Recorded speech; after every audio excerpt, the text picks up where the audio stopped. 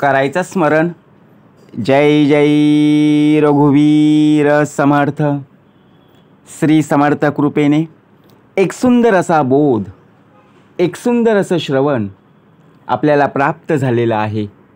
या श्रवणाच्या माध्यमातून उत्तमाचं सामर्थ्यसुद्धा समर्थांनी प्राप्त करून दिलेलं आहे. बघा, प्रत्यक्षपणे भाग कसा दिलेला आहे, नक्कीच श्रवण करूया. समर्थ म्हणाले, आपण लोकांच्या गरजेपुरतं नसावं, गरजवंत नसावं, नाहीतर लोक तुमचे 12 वाजवल्याशिवाय राहणार नाही. का भाग द्यावा लागला? आपण आपलं आयुष्य जगत असतो. आपण आयुष्य नव्याने बघा प्रत्यक्षपणे पाहत असतो. आयुष्य छोटं असलं तरी काय झालं, पण आपण आयुष्य जगत असताना आपल्या जीवनात वेगवेगळे रंग भरून जीवन जगायचं आहे. बघा, एखादा प्राणी असेल, एखादा पक्षी असेल, एखादा कीटक असेल, ज्या तऱ्हेने तो जीवन जगत आहे त्या तऱ्हेने आपण सुद्धा आपलं आयुष्य जगत असतो. परंतु जर विचार केला ना, त्या पक्षाला जसं उडता येतं, त्या फुलपाखरावर बघा अनेक रंगबिरंग कलर असतात, परंतु मनुष्य देह आपलेच रंग लोकांना दाखवत असतो. मग आपलेच नातेवाईक असतील किंवा आपले मित्रमंडळी असतील, मग आपलेच 3-13 का वाजवतात?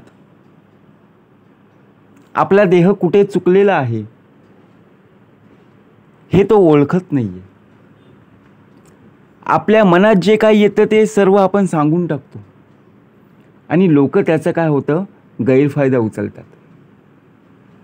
आपल्याला वाटतं की आपण सर्व सांगितलं, आपला देह मोकळा, परंतु आपला देह मोकळा नाही होत, उलट त्यांच्यामध्ये अडकून पडलेला आहे. विचार करा, आपली गोष्ट एखाद्याला जेव्हा आपण सांगतो तेव्हा कोणत्या पद्धतीने आपण सांगतो हे महत्त्वाचं, आणि कोणाला सांगतो हे सुद्धा महत्त्वाचं तितकंच, कारण समोरची व्यक्ती ऐकून घेणारी हवी ना. नुसतं सांगितलं म्हणून सांगितलं, परंतु समोरची व्यक्तीने जर ऐकून घेतलं नाही आणि त्याचा जर अर्थ जर वेगळा काढला तर बघा हसण्याशिवाय पर्याय नाही. म्हणून जगण्यासाठी आपण संघर्ष करतच असतो आणि त्या जगण्यामध्ये अनेक काटे, अनेक अडथळे येतच असतात. बघा, आपल्या दाराजवळ एखादी रांगोळी आपण जेव्हा काढत असतो, रांगोळी उत्तम प्रकारे आपल्याला वाटते. बघा, अनेक प्रकारचे कलर असतात ना. जर पांढरी रांगोळीने बघा रांगोळी काढली तर ती उठून दिसत नाही. त्यामध्ये अनेक प्रकारचे रंग भरावे लागतात, मग त्याप्रमाणे ती आकृती आपल्याला जाणवत असते. मग आपल्या देहामध्ये ज्यावेळी आपण अनेक प्रकारचे रंग भरू ना, त्यावेळी या देहाला किंमत आहे. मग आता आपल्या या देहामध्ये कलर कसे भरायचे, रंग कसे भरायचे, समर्थ म्हणाले, आपले गुण, आपले अवगुण आपण ओळखायला शिकलं पाहिजे. लोक आपला गैरफायदा घेत असतील तर आपल्याला तिथे सावधान असणं गरजेचं आहे. कारण बघा, गरज प्रत्येकाला पडत असते. असं नाही आहे की गरज आपल्याला आयुष्यात केव्हाही पडणार नाही, असं अजिबात होणार नाही. कितीही पैसा असू दे, कितीही तुम्ही श्रीमंत असू दे, कितीही गरीब असू दे, परंतु प्रत्यक्षात आपल्याला गरज ही प्रत्येकाची लागणार. विषय फक्त वेळेचा असतो. त्या वेळेला बघा, तुमच्याजवळ कितीही पैसा जरी असला ना, आपण काय विचार करतो, अरे मला तुमची गरज नाही आहे, तुमच्या नातेवाईकांची गरज नाही आहे, तुमच्या मित्रमंडळींची गरज नाही आहे. मी भला ना आपला घर भला. परंतु ज्यावेळी तुझा शेवटचा दिवस असेल तेव्हा 4 जण माणसं स्मशानापर्यंत नेणारी कोण आहेत? बरोबर की नाही? म्हणून पैसा जीवनात तेवढाच उपयोगी आहे, तेवढंच आपल्याला माणुसकी टिकवणं गरजेचं आहे. गरज ही प्रत्येकाला येत असते. परंतु बघा, एखादा शब्द आपण बोलत असताना आपल्या शब्दामुळे इतरांना त्रास होतो. मग शब्द मुके झाले की अश्रूंना वाचा फुटते. कारण बघा, आपण ज्या वेळेला एखादा समोरची व्यक्ती जेव्हा आपल्या घरी येते तेव्हा आपण मन मोकळेपणाने बोलून जातो. परंतु बोलत असताना आपल्या मनातील बघा दुःख असतील किंवा एखादा घडलेला प्रसंग असेल, ते जेव्हा आपण सांगत असतो तेव्हा त्यांच्या कानामध्ये पडलेले शब्द हे डोळ्यातून येणाऱ्या अश्रूंना बघा प्रत्यक्षपणे वाचा फुटत असते. आपल्या डोळ्यातून येणारं पाणी ओळखायचं आहे, हे आनंदाचे आहेत की दुःखाचे आहेत. आपल्या दिवसामध्ये येणारं डोळ्यातून येणारं पाणी ज्या तऱ्हेने आनंदाचे असतील तो दिवस, आणि ज्या वेळेला दुःखाचे अश्रू येतील तो दिवस, यामधला फरक ओळखायचा आहे. का सांगावं लागलं? कारण सौंदर्य सर्वांनाच आवडत असतं. कोणाला वाटतं की आपला चेहरा खराब असावा? एखादा बघा आपण घरामध्ये असतो तेव्हा आपण पावडर बिवडर काही लावत नाही, काही मेकअप करत नाही, काहीच नाही, नाही केस विंचरत. आपण बघा प्रत्यक्षपणे असंच बसलेलो असतो. ज्या वेळेला आपल्या घरामध्ये कोणी आलं की लगेच आपण कपाटाजवळ जातो आणि बघा प्रत्यक्षपणे रंगरंगोटी करतो आणि उत्तम प्रकारे त्यांच्यासमोर हजर होतो. बरोबर की नाही? परंतु ज्या वेळेला एखादा कार्यक्रम असेल त्यावेळेला आपला देह किती वेळ देतो? तोच चेहरा असतो ना. परंतु लोकांसमोर जायचं आहे, इतक्या लोकांसमोर आपल्याला जायचं की तिथे आपल्याला बघा प्रत्यक्ष ओळखणं हे गरजेचं असतं. बरोबर की नाही? तिथे जर आपण असंच गेलो तर आपल्याला कोणी विचारणार नाही. म्हणून समर्थ म्हणाले, लोक ही तुमचीच आहेत, परंतु ओळखायला आपल्याला पाहिजे. ज्याप्रमाणे मान सन्मानाने आदराने आपण एखाद्या व्यक्तीशी बोलत असताना बघा शब्द चुकीचे येता कामा नये. प्रत्येकाच्या आयुष्यात ज्यावेळी शांतता आणि तणावमुक्त आयुष्य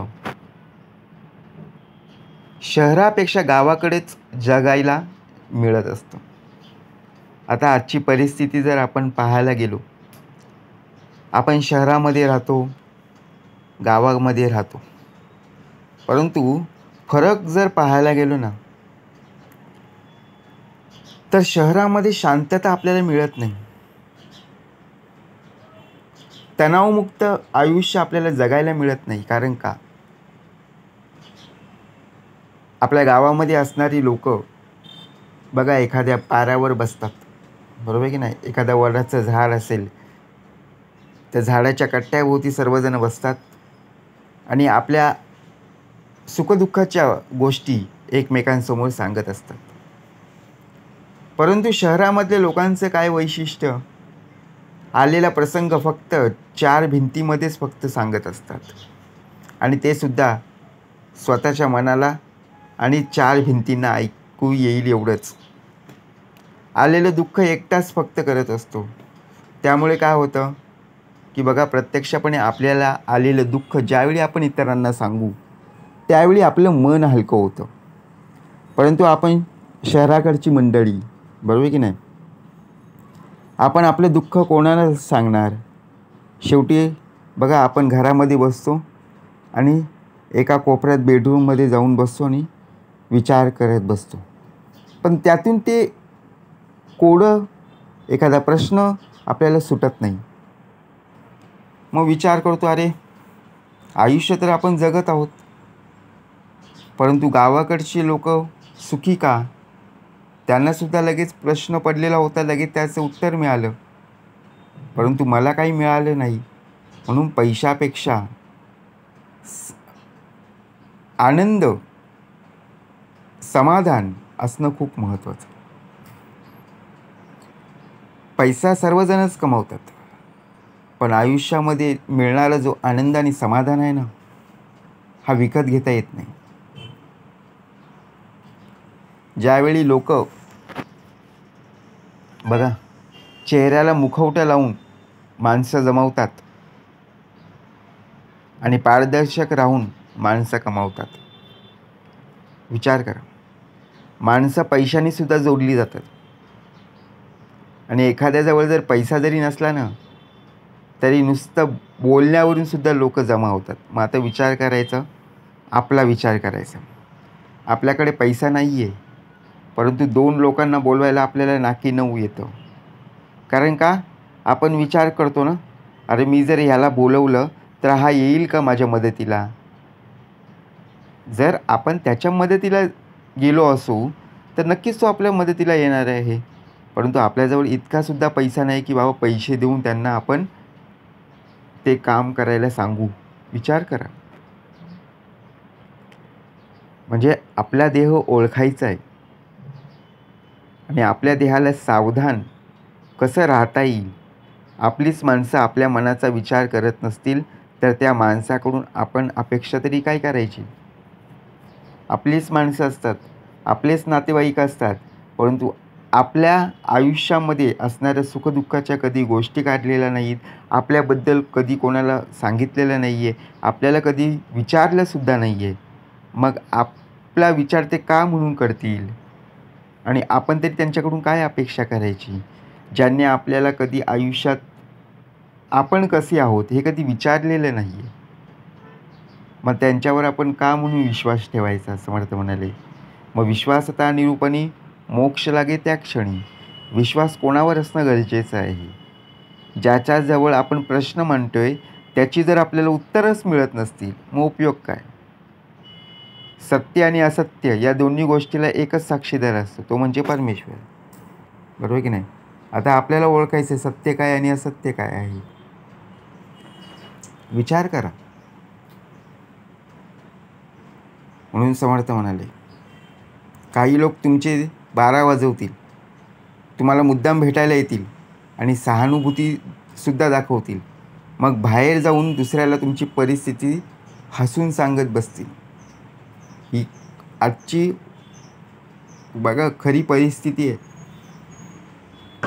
सहानुभूती दाखवलेले चेहरे आपल्या घरामध्ये येतात आणि आपलेच नातेवाईक इतरांना सांगत सुटत बसतात.